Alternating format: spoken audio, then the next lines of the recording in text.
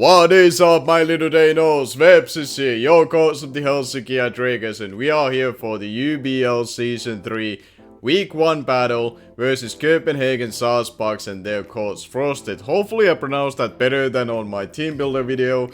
I know she called me out afterwards once she saw how I pronounced it, so hopefully I did better job this time around. Either way, we are here for the battle in itself. The team that I'm gonna be bringing, you can see right ahead, above my face cam on the layout, the team of 6, and her team of 6 that I can already tell that she is gonna be bringing into this matchup. You can see on the right up end corner. So the 6 mods that I'm gonna be bringing are Scissor, Alomomola, Greninja, Diancie, Megagalade, and Amoonguss.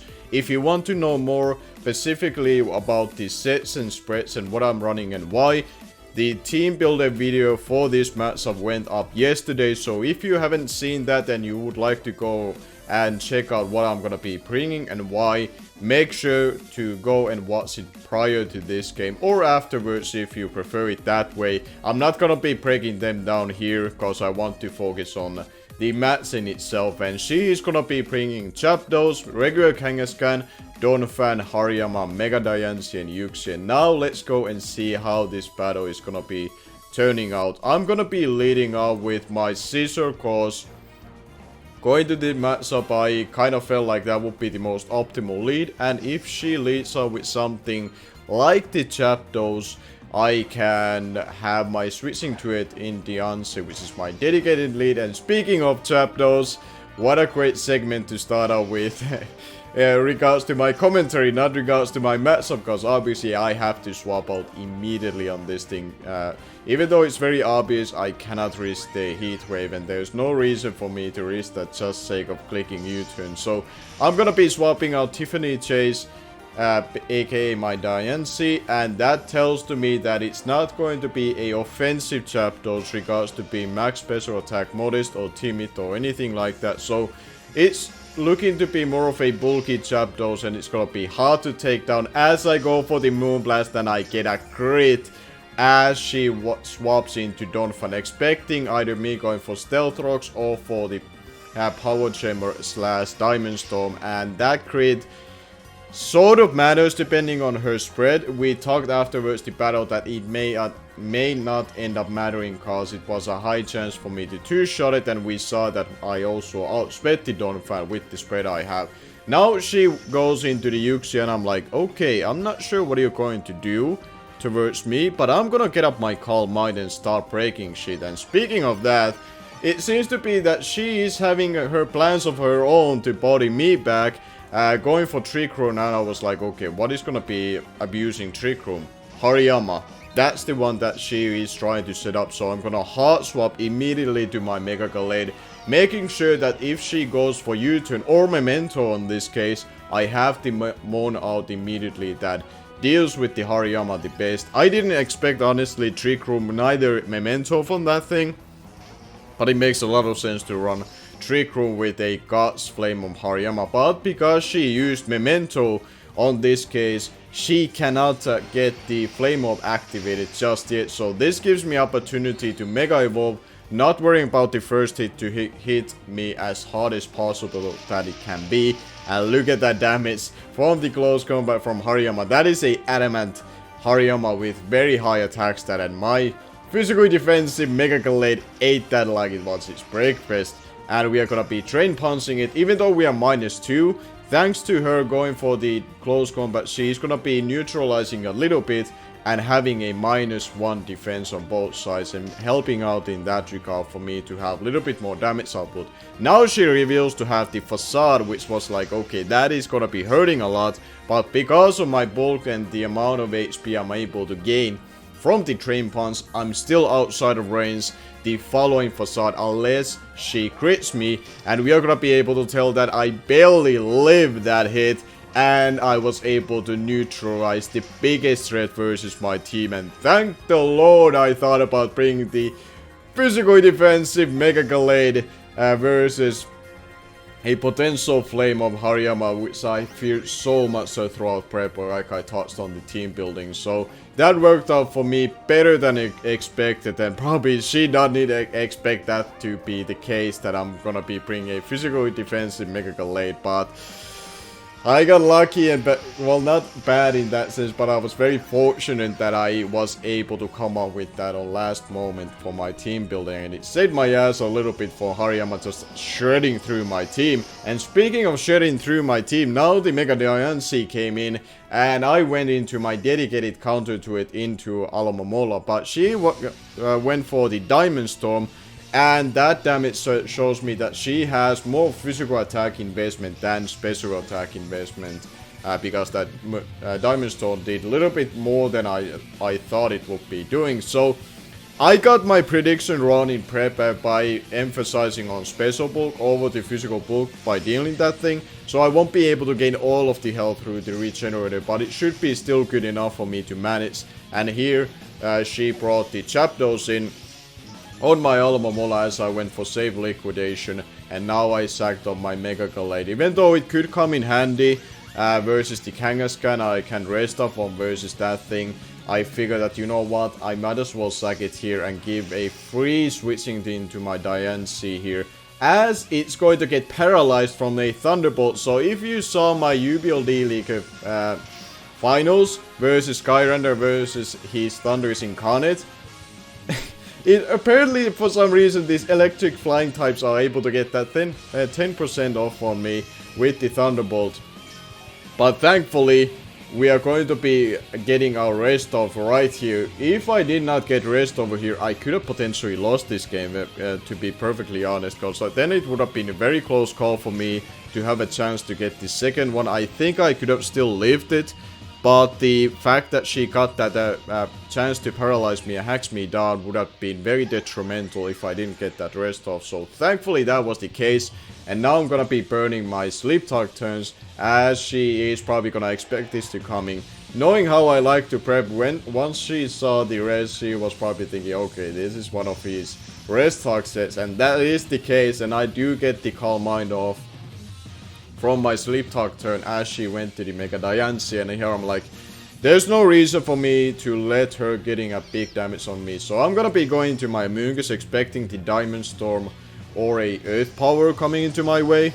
So Amoonguss can take it relatively well, and it's not the most essential for me. It can be nice for the Kangaskhan and getting a Toxic off on that thing or into the Zapdos in itself. But because she only has Zapdos, Mega Diancie and the Kangaskhan left, Amoonguss was kind of like the optimal middle ground play, let's put it that way. Here I made a swap into Alomomola as I brought the Amoonguss first in on the Mega Diancie, because I still expected a Psychic coming from it.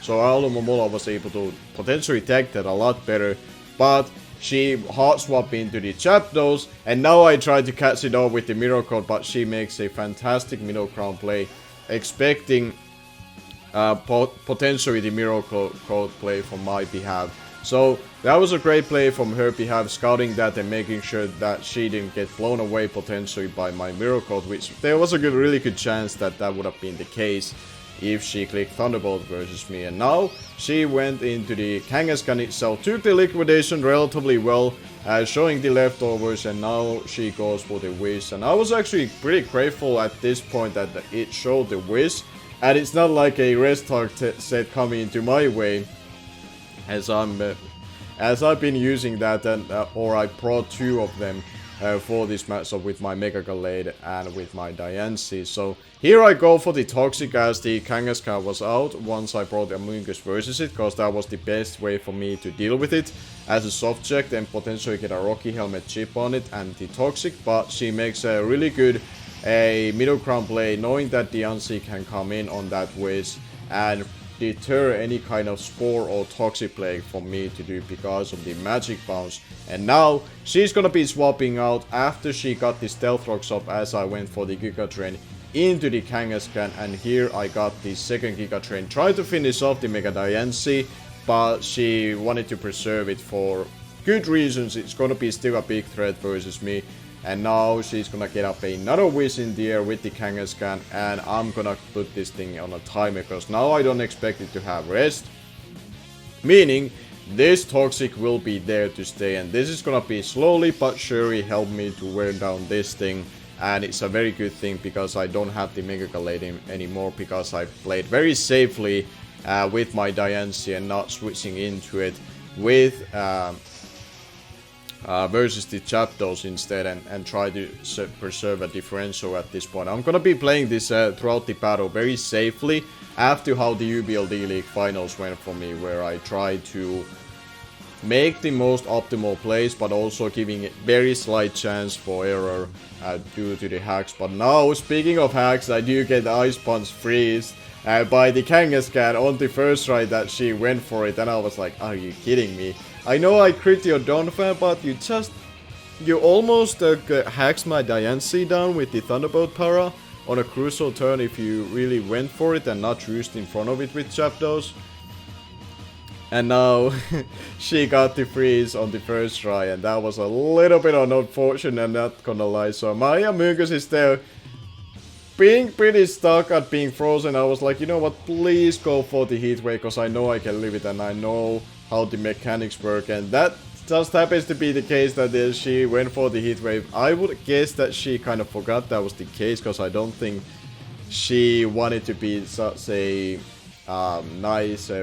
yeah, I don't think she did it on purpose and tried to make up for the hacks. I think she took the hacks gladly and tried to take advantage of it, but I guess she forgot how the mechanic worked. But thankfully that was the case, and my Amoonguss got the Toxic off on the Zapdos, and I was able to now preserve it and gone into my Diancie afterwards from there. And now she brought her Kangaskhan in, and I'm gonna be like, okay, I can pretty much go for a Sleep Talk here, because I can get up a Calm Mind or I can get up the Moonblast. And she is going to go into the Mega Diancie, probably banking on the fact that I don't get the Moonblast, and hopefully she can get this thing in for free. But I do pull up out of my ass the Moonblast from the Sleep Talk turn, so I got very fortunate on that one. That was the second time that I feel like I was fortunate throughout the battle, and that was the one that I feel like mattered more than the crit on the Donphan once we knew each other's spreads in that regard. So I was fortunate there, able to eliminate the biggest threat on paper besides the Hariyama versus my own roster being the Mega Diancie. My own Diancie, the regular Diancie, was able to get rid of that thing, which is phenomenal for me, and very happy about it for sure. And now, only 2 mons remaining, both of them being toxic by my Amoonguss, being one of them being Zapdos, and one of them being the Kangaskhan. And here I figured that, you know what, you can take down my Amoonguss, and I'm not gonna be risking my Diancie by any means.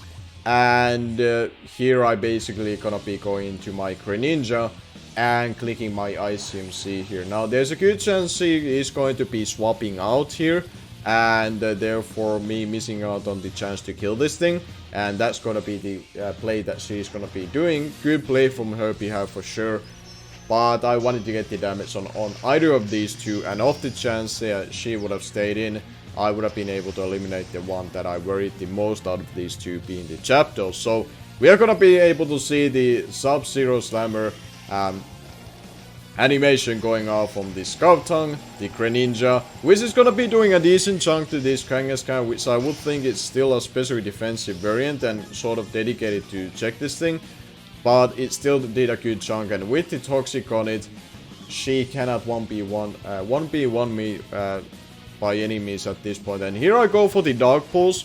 I was thinking about, like, yeah, I can flinch her, but then I was thinking, wait, I don't have a Ghost type. She's probably running Ignite Focus on this thing. So that was one play that I looked back on that wasn't the optimal one. But it didn't really matter, because Surf would have not been able to kill it anyway. So, speaking of Surf, now I'm gonna be able to go for that. And based on the damage she was able to do with the return, I believe I should be in a range of Torrent, meaning that now the Surf is gonna be doing a really good chunk into this Zapdos. Not gonna be able to kill it, but at least it's gonna make it a lot easier for finishing out this game in 3-0 fashion, hopefully with combination of Surf and then the Moonblast out of my Diancie. And I believe my Diancie has been able to burn already 2 turns of rest So I can safely go for the Moonblast, expecting it to wake up, as this Zapdos is slowly but surely getting whittled down, and there's probably no point for her just prolonging this battle by any means, because she knows that she cannot beat this thing 1v1 even if she wasn't toxic, and the fact that she is toxic, she cannot do anything about this. So we are gonna be able to close out the battle in 3-0 fashion. Good game to my close friend Frosted. Good battle for a lot of ways. I think a couple of things that she made mistakes on were the mechanic parts of the game. One being the one that how does the memento work, in a sense that can she get the Guts Flame Mob boost with the Hariyama by bringing it in after going for the memento. I believe afterwards talking with her, that was the thing that she looked back on being something that she regretted of doing, because she did have U-turn on the Yuxi if I remember right. So that was one of the things. The other thing was the heat wave with Zapdos going to my frozen Amoonguss. That was a play that she kinda took away the advantage that she was given due to the RNG. But other than those two, I feel like she played relatively well. I was just very fortunate that I came out with the physical defensive Mega Gallade, because honestly, besides Diancie, which picked up 3 kills by the way, I believe the Mega Gallade, by just 1v1ing the Hariyama and getting the kill off on it, that was huge turning point of the battle, because that thing was really dedicated to try to wall break through my team, to the point that Mega Diancie would be cleaning out the whatever is gonna be left on at that point. So it was a very strong potential that if she was able to pull that plan through, I could have lost this game without the Mega Gallade set that I brought. So it was a close-up game for sure, and it could have gone the other way around for a lot of reasons in that regard. Only because that it didn't go that way was because I just had one specific set that countered her main game plan. So very happy with this win being a 3-0 win. I could have played this more, I guess, preserving differential and gotten a 4-0 or even a 5-0 win. But I didn't want to do that to my opponent, first and foremost, because I like living, so I don't want to make a too miserable start for her if I can help it. And like, secondly and most importantly, I played towards winning. I wanted to get a W regardless, and not feeling sorry about that by any means. And I felt like I played the most safest that I can and still get a relatively good differential out of this battle in that sense. So I cannot really complain about the result. I'm very happy with it and good stuff for us, and I'm sure she can bounce back from this battle. Make sure to check out Frosted's channel. Please go and subscribe to her and help her to reach out the 1000 subscriber number mark. She is getting closer to that. I believe she is over 800 at this point. So let's try our best to give a little bit of extra push from our end to reach that goal, and go watch from her point of view. She's gonna be doing this on live comms every single time she's capable of doing it. Like, nothing goes wrong from her behalf,